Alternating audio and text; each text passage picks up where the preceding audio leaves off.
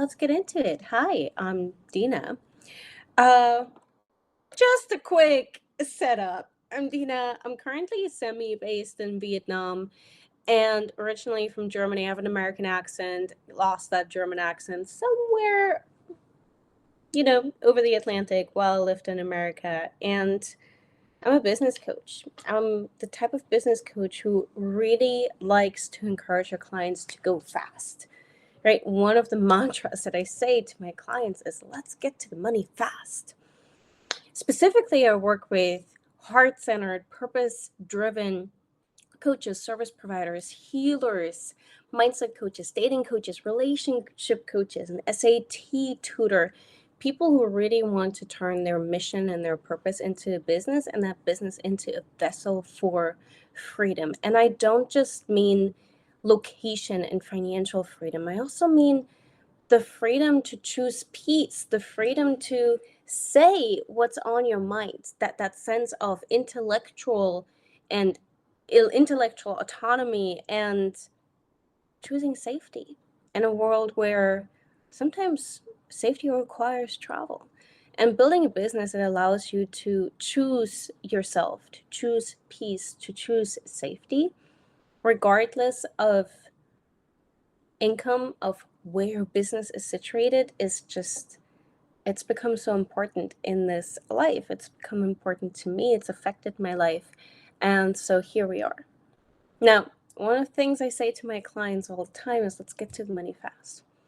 Another thing, seemingly completely opposing that mantra that I say to my clients a lot, is let's slow down. So I want to talk a little bit about how those two pieces fit together, because sometimes it's so hard to know, well, wait a minute, should I just sit kumbaya and meditate on this, or should I just fucking go for it? And the answer is, it's up to you. It depends. But you want to be intentional about what the place is you're making decisions from, you're taking actions from. So one of the things that I think is that I found to be inherent to every single successful, not just coach, but business owner, is the ability to build momentum quickly, which comes with the ability to forego perfection, which comes with the ability to not know exactly the outcome, but just go for it. You have an idea, you implement it, and you execute on it. You have an idea, you implement it, and you execute on it. This can be a piece of content that you just create within 10 minutes and boom, it's out because it was on your mind and boom, you put it out into the world. It can be an offer. It can be an email you sent to a lead that didn't come through and didn't become a client a month ago, a year ago, but you have this instinct to reach out to them. Building that momentum, especially in the beginning, not being afraid to go a little overboard and pack your schedule with calls, with content, with commitments, so that you get business, you get money into the business, you get clients into the business, and then you can, slow down a little, not lose momentum, but now you can look at, okay, what are the boundaries? What are the business hours that I implement in order to make this sustainable, right? So sometimes I work with clients, and this is especially for those clients of mine that are at the very beginning of their business. They maybe are sitting at around $1,000 a month. Maybe they've not signed a single client, but they're looking to build towards 5K, 10K a month. And oftentimes, one of our first conversations is the client coming to me and saying, well, I've been really working on my content pillars and I've been planning out my content schedule and I'm not sure what my brand colors should be. And I've been working on this first piece of content for the last week and it's almost ready. Now here's what I'm hearing, and now here's what I'm saying. What I'm hearing is, I'm afraid. What I'm hearing is, I don't trust myself. I don't trust my ideas. I don't trust my ability as a business owner, as a coach.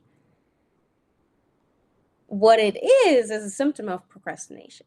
But what I'm saying is, okay, great. What would it look like for you to approach your business 1% more courageously in the next week? Because what you need in your business when you first start is not confidence, it's not perfect planning, it's not knowing exactly what your content pillars are and what your niche is and who you speak to, but it's courage. It's courage to speak your mind. It's courage to speak to who you are. It's courage to speak into existence who you want to become.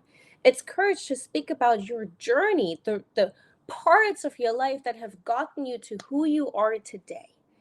Because as a coach, you don't just want to become a great marketer. You want to become someone that truly and effectively and every single day chooses to walk her own talk. You're walking the walk, you're walking the talk, you're talking the talk, you're doing the things, you're fully embodying who you help your clients to become in their own right. You make that choice every single day. And you get to make that choice publicly on the platform that you choose to grow your community on.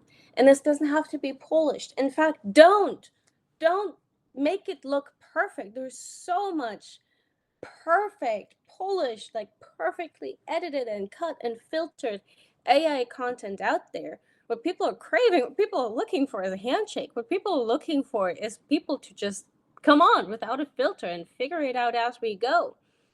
Imperfection, humanness.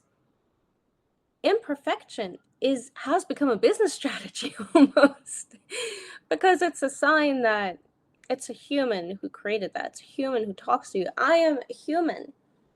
I'm a human. I don't have a script I follow. I just came on here because I had a little something to say. That is a skill you want to develop. And that's a skill you can choose to develop today. So I'm asking you what I'm asking my clients. How can you spend this week in business ownership being 1% more courageous? How can you show up 1% more courageously? What would it look like to stop tinkering with that first post and put it out today? And then put out a second post tomorrow and to go from there. Now, I know since I'm using posting and content as an example, you're going to ask me, well, but what should I post about? When in doubt, instead of, again, tinkering with your content pillars and your brands and your niche and everything, talk about why you chose to do what you do now. That's it. Start there. Everything else will come from there. So that's speaking to this one mantra I share with my clients, which is, let's get to the money fast. And getting to the money fast means making failures a daily thing, even inviting rejection into your life, selling before you're ready, creating content before you're ready, so that we can learn and assess and analyze the failures and then grow a business from there. Grow a business from the messiness, from the experimentation.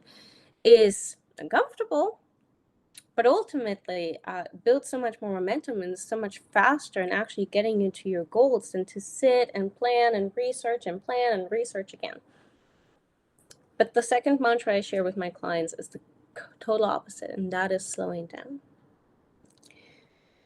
When we slow down, we can speed up. When we slow down, what does slowing down mean? Slowing down means to take the morning to journal for a half an hour. Slowing down means to truly and properly read through an email that a client just sent you and truly sit with what that client says. Read between the lines, understand the context within which that email was sent, and then to spend a half an hour, heck, an hour even, responding to that client's email. Slowing down, especially as a coach, means being willing to sit in the discomfort of silence on a coaching call. Knowing that your value as a coach doesn't come from helping your client speed through the actions and build all of the systems and achieve all of the goals, but your value as a coach comes from allowing your client to meet themselves on a much deeper level. Slowing down means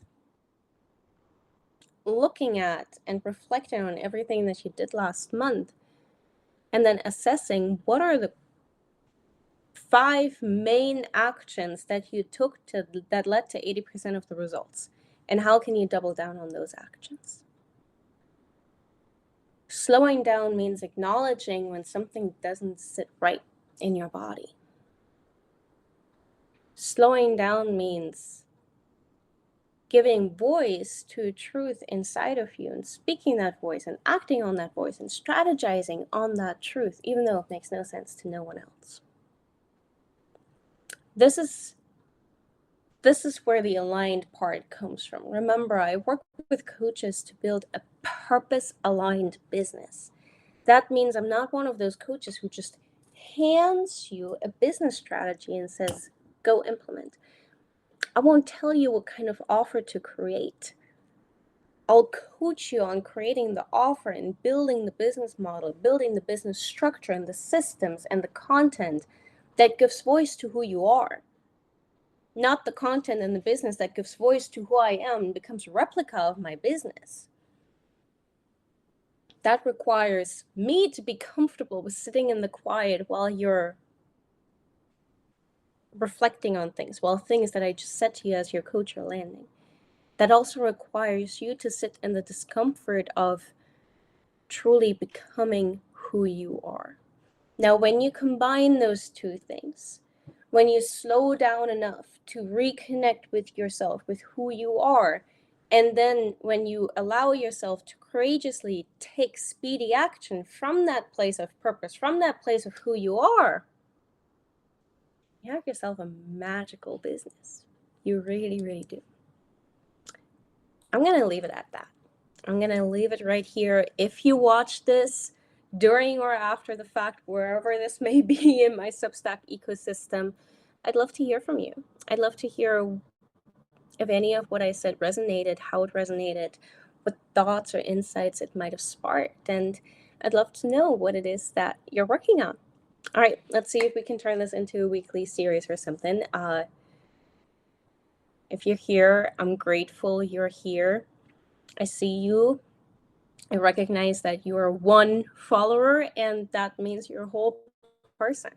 You're a whole human with a whole life, with a whole set of beliefs, identities, ideas, missions, purpose, goals. I want to hear from you. And I can't wait to do so. Take care. Bye-bye.